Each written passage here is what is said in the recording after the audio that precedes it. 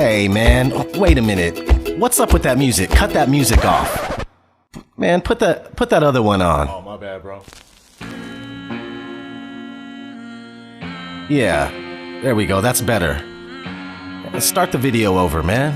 What's wrong with you? ID2020. For years, Bill Gates has been the spokesman for worldwide pandemics and mass vaccination campaigns. He has gone on record many times saying that the world was not ready for the next pandemic. We're not ready for the next epidemic. We're not ready for a serious epidemic, an epidemic that would be more infectious and would spread faster than Ebola did.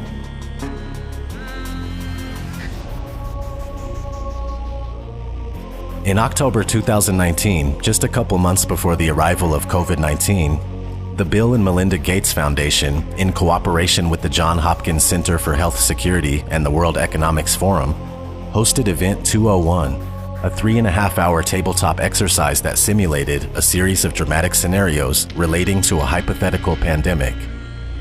Strangely enough, this exercise was about a novel coronavirus that would kill millions.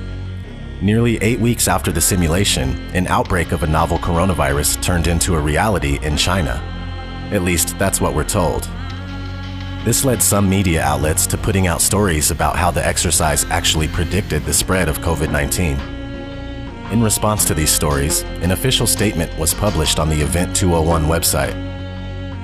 In October 2019, the Johns Hopkins Center for Health Security hosted a pandemic tabletop exercise called Event 201 with partners the World Economic Forum and the Bill and Melinda Gates Foundation.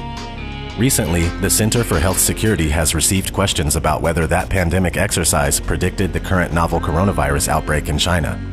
To be clear, the Center for Health Security and partners did not make a prediction during our tabletop exercise. For the scenario, we modeled a fictional coronavirus pandemic, but we explicitly stated that it was not a prediction. Instead, the exercise served to highlight preparedness and response challenges that would likely arise in a very severe pandemic. We are not now predicting that the novel coronavirus 2019 outbreak will kill 65 million people. Although our tabletop exercise included a mock novel coronavirus, the inputs we used for modeling the potential impact of that fictional virus are not similar to the novel coronavirus 2019. On March 13th, about a day after the world began locking down due to the virus, Bill Gates stepped down from the public board of Microsoft to dedicate more time to the philanthropic properties including global health and development, education, and my increasing engagement in tackling climate change. Co-founder Bill Gates is going to be stepping down from the company's board of directors. As the pandemic swept across the earth, Gates has been elevated to a status of supreme authority for the pandemic crisis, appearing all over mass media to share his views and recommendations. On March 18th, Bill Gates took part in an AMA, Ask Me Anything, on Reddit, titled, "I'm Bill Gates, co-chair of the Bill and Melinda Gates Foundation. Ask me anything about COVID-19. One question in particular produced an answer by Bill Gates that revealed a plan for a digital certificate to keep track of who got vaccinated. A Reddit user named Remote Controlled User asked this question: what changes are we going to have to make to how businesses operate to maintain our economy while providing social distancing? Bill Gates' answer? The question of which businesses should keep going is tricky. Certainly food supply and the health system. We still need water, electricity, and the internet. Supply chains for critical things need to be maintained. Countries are still figuring out what to keep running. Eventually, we will have some digital certificates to show who has recovered or been tested recently, or when we have a vaccine, who has received it. While most of Gates' answers were received with praise, this one raised lots of eyebrows. The most upvoted reply highlights the similarities between Gates' solution and the mark of the beast in the Bible. Also it causes all, both small and great, both rich and poor, both free and slave, to be marked on the right hand or the forehead, so that no one can buy or sell unless he has the mark, that is the name of the beast or the number of its name. This calls for wisdom. Let the one who has understanding calculate the number of the beast, for it is the number of a man, and his number is 666.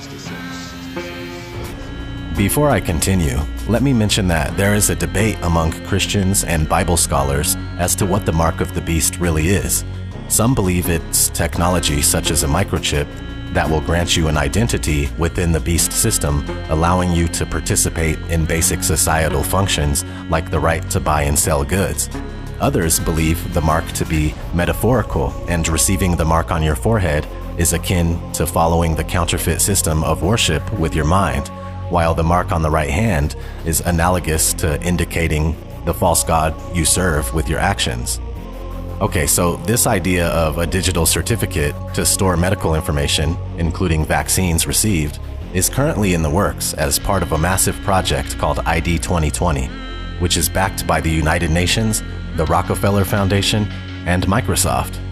ID2020 is developing a digital identification system that will store a wealth of personal information and will transcend the barriers of national governments. The official website of ID2020 states that a global digital identity is necessary to keep track of refugees and ID-less people in developing countries. Of course, people in developed countries will be ID'd as well. The website states, "We need to get digital ID right. Unfortunately, current models of digital ID do not meet everyone's needs.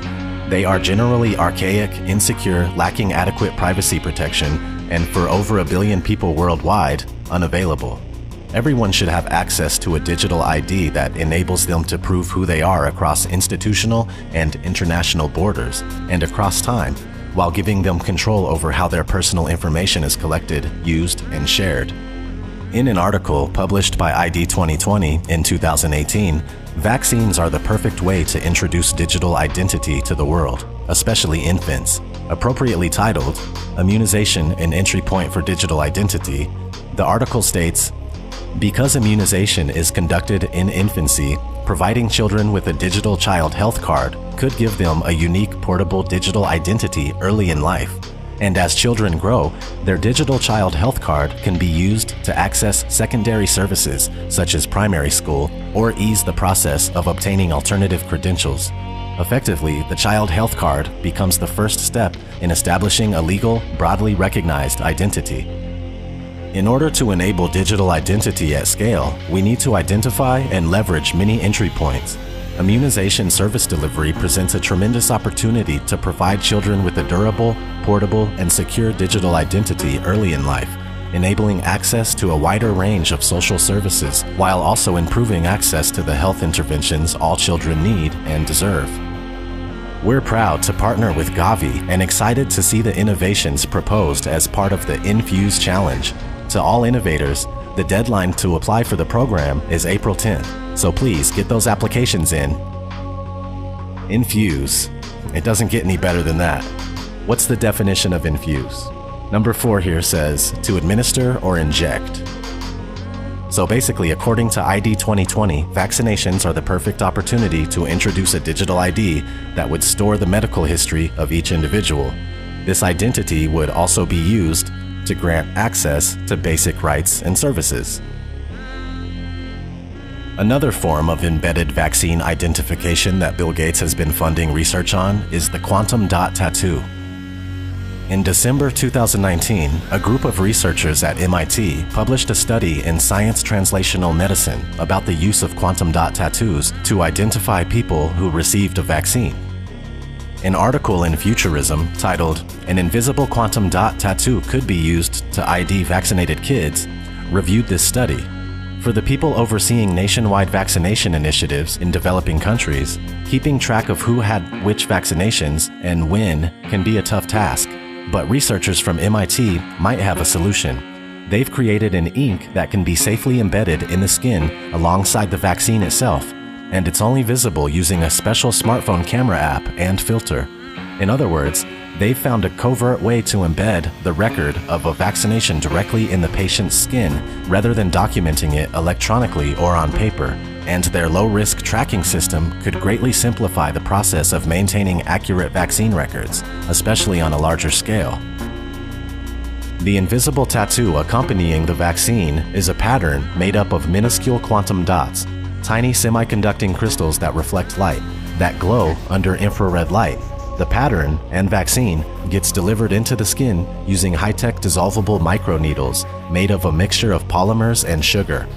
It's possible someday that this invisible approach could create new possibilities for data storage, biosensing, and vaccine applications that could improve how medical care is provided, particularly in the developing world.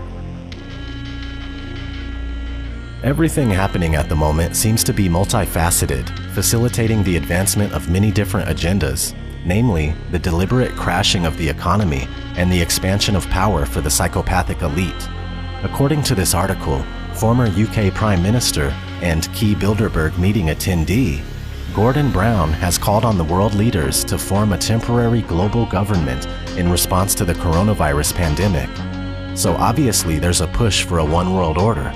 Nothing new there. But check this out. Earlier I briefly mentioned how the Rockefeller Foundation is a financial backer of Project ID 2020.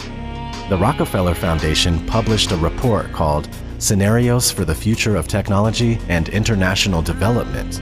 It's a scenario planning exercise that goes over hypothetical crisis situations, and one of them is a global pandemic. One of the 4 narratives in the book is titled Lockstep, subtitled A World of Tighter Top-Down Government Control and More Authoritarian Leadership with Limited Innovation and Growing Citizen Pushback. I'm going to read some of this, but keep in mind that this was published in 2010, so obviously it was written in the same year or even earlier. But it starts off, in 2012, the pandemic that the world had been anticipating for years finally hit. Unlike 2009's H1N1, this new influenza strain originating from wild geese was extremely virulent and deadly. Even the most pandemic-prepared nations were quickly overwhelmed when the virus streaked around the world, infecting nearly 20% of the global population and killing 8 million in just 7 months. The majority of them healthy young adults. The pandemic also had a deadly effect on economies. International mobility of both people and goods screeched to a halt, debilitating industries like tourism and breaking global supply chains. Even locally, normally bustling shops and office buildings sat empty for months, devoid of both employees and customers. The pandemic blanketed the planet. Though disproportionate numbers died in Africa, Southeast Asia, and Central America, where the virus spread like wildfire in the absence of official containment protocols. But even in developed countries, containment was a challenge. The United States' initial policy of strongly discouraging citizens from flying proved deadly in its leniency, accelerating the spread of the virus, not just within the US, but across borders. However, a few countries did fare better. China in particular. The Chinese government's quick imposition and enforcement of mandatory quarantine for all citizens, as well as its instant and near hermetic sealing off of all borders, saved millions of lives, stopping the spread of the virus far earlier than in other countries and enabling a swifter post-pandemic recovery. China's government was not the only one that took extreme measures to protect its citizens from risk and exposure. During the pandemic, national leaders around the world flexed their authority and imposed airtight rules and restrictions, from the mandatory wearing of face masks to body temperature checks at the entries to communal spaces like train stations and supermarkets. Even after the pandemic faded, this more authoritarian control and oversight of citizens and their activities stuck and even intensified. In order to protect themselves from the spread of increasingly global problems, from pandemics and transnational terrorism to environmental crises and rising poverty, leaders around the world took a firmer grip on power. Okay, I'll stop there. You get the point, I'm sure. This is near perfect in describing what's taking place right now. I'll link this PDF in the description for you guys. Another interesting book I found is called Microelectronics and Society, For Better or For Worse, a report to the Club of Rome. And this was published in 1982. It basically records the evolution of computer technology and has some very interesting things about the coming state of a cashless society. Let's read a couple parts. The concentration of activities around the computer will tend to immobilize the family, just as the TV does in many instances today, but much more so. This picture is the vision of the wired society, the cashless society, but not, we must hope, the alienated society, in which voting in elections and collective decision-making possibilities are available from the armchair at home, but not used. I thought that was wild to read from a book that was published in 1982. Also, there's this. The unique characteristics of these systems make the application of existing consumer protection laws unclear, leaving the rights and liabilities of users undefined. Regulation E, Electronic Funds Transfer, 1980, of the Board of Governors of the Federal Reserve System, from which the above was quoted, was designed to react to that concern. With the advent of videotex terminals in the home and the generalization of such systems, the terms relating to transactions need to be explicit. The move to the cashless society seems inevitable, given the technological push provided by microelectronics and the significant cost advantages associated with the transfer of funds electronically. The Club of Rome is a powerful collection of international elites who claim to serve humanity as a premier environmental think tank and consultants to the United Nations. Here's a quote from a book written by the club's co-founder.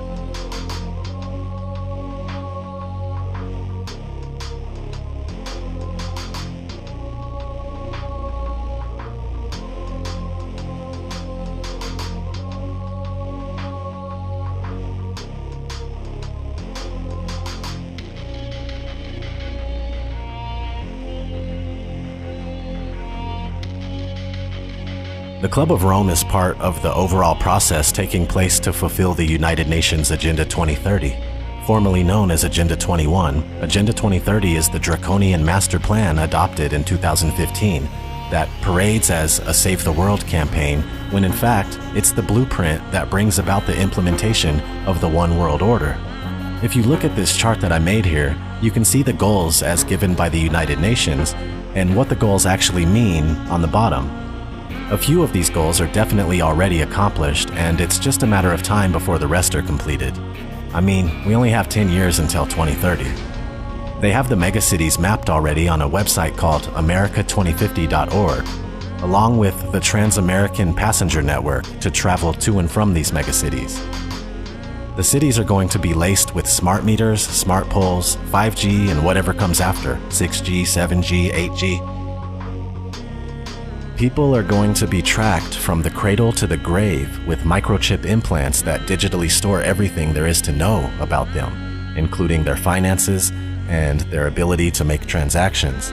That's why I tend to think that the microchip might be the mark of the beast. It says no one can buy or sell unless they have the mark. People all over the world are doing experimental microchipping. Not to mention what's happening now with ID2020. We're also moving towards a cashless society with every day that passes. This pandemic is carrying multiple agendas forward. The push for centralized control of information, which is censorship and narrative control. The cashless agenda forming out of the economic crash taking place right now, and the fear of passing germs through the use of physical money. Martial law quarantines. Mandatory vaccination. And digital identification via microchipping. This situation is the biggest show of force and seizure of power that anyone alive today has ever seen in their lifetime. This is very serious. Life is not going back to normal ever again.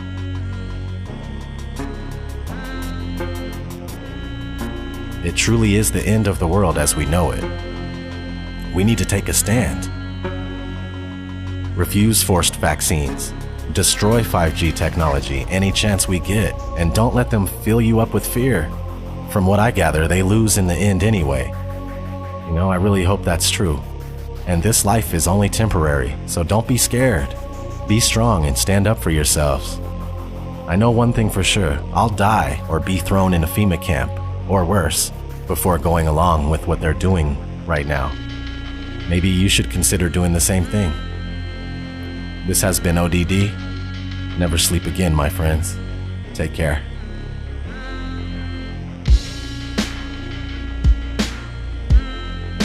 So this is where the microchip implant story begins. You will be chipped, it's just a matter of time. A small firm recently embedded microchips in their employees as a way to bypass company badges and corporate logons and to get attention for their cafeteria kiosks, which are available on a cashless payment plan like Apple Pay. The latest office innovation is a microchip implanted in the skin and designed to replace the traditional keypad for opening doors, using the copier, even buying food in the cafeteria. Employees at a vending company are going from the assembly line to front of the pack to get microchipped. Do you think this is the future? It is the future, and we look at this as being responsible. The implant, which has been FDA approved, is the size of a grain of rice and is injected under the skin between the thumb and index finger by a licensed piercer. I think it's the wave of the future that we'll all have implanted chips that have our medical records. So you would do it? Sure. Okay. Absolutely. You're carrying around a phone anyway. This is a microchipping party. Hannah's getting an electronic chip implanted into her hand. So congratulations, Hannah. Thank you. You've been chipped? Yes, I have. How does it feel? It feels good. I'm excited to see what I'll be able to do now. Can I touch it? Yeah, you can feel it there. I feel like this is the future. It's the next big thing that's going to happen. A tiny microchip like this inserted just beneath the skin in their hands.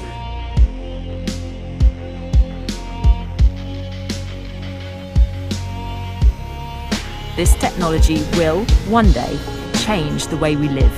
That in the future, we will all be chipped. In Sweden, the microchips are already here. The microchip implants use the same technology that's in contactless credit cards, which have made cash pretty much obsolete in Sweden. No cash. Is a cashless society inevitable? How long will it take before we're cashless? Many countries are fast moving towards a cashless society.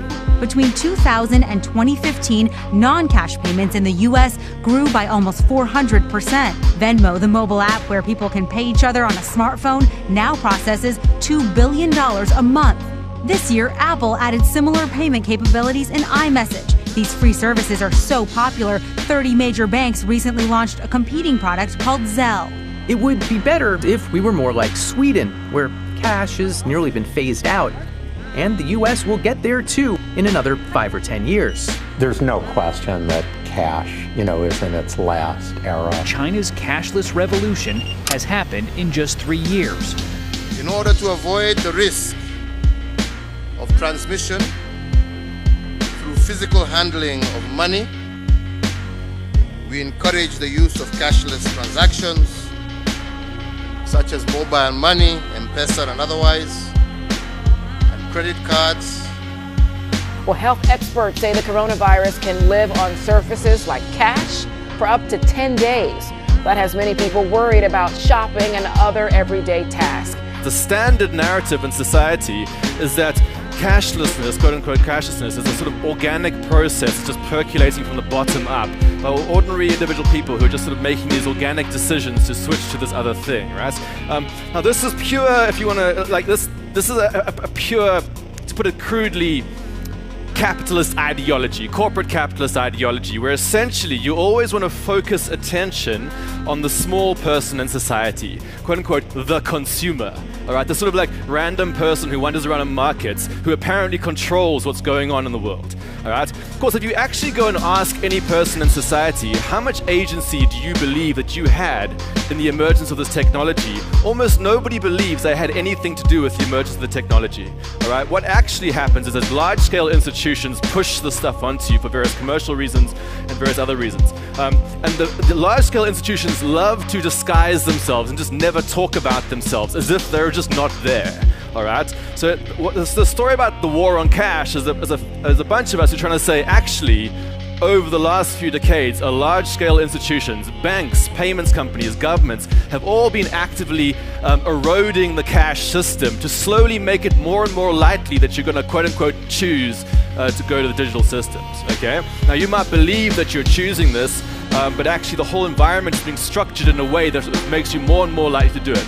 The biblical entry point for any discussion of the one world economic system, a cashless society, and end-time prophecy is Revelation 13:16-18. He causes all, the small and the great, the rich and the poor, and the freemen and the slaves to be given a mark on their right hand or on their forehead. And he provides that no one should be able to buy or to sell except the one who has the mark, either the name of the beast or the number of his name. Here is wisdom. Let him who has understanding calculate the number of the beast. For the number is that of a man, and his number is 666. The Bible clearly links the global mark of the beast system with the emergence of a cashless society. One world government, a new global economy ruled by one man is coming. The banking overlord is coming. And he'll have a solution that everyone will indeed, quote, bow down to, end quote, and he's called Antichrist. And he will have his mark. He will do this for increased control of commerce. It will be perfect and complete control. His economic policy is very simple. Take my mark and worship me or starve.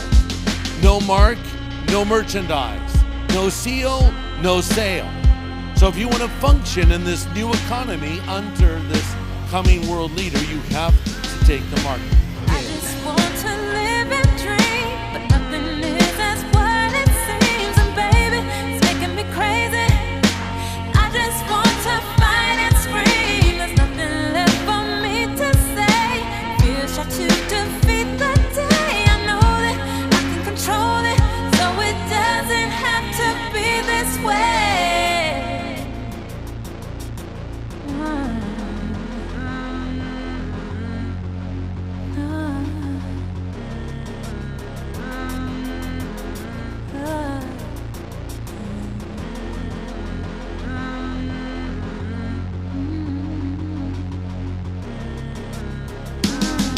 I refuse to just go quietly into the night. There's forces of darkness at work and they're restricting the light. I'm so fed up with the lies, they tell us this isn't right. It's ODD TV, you best believe I'll get up and fight. This is my plight, I'll never let you cowards get the best of me. Took the red pill, now it's time to fulfill my destiny. Living like I'm Neo, dipping from my PO.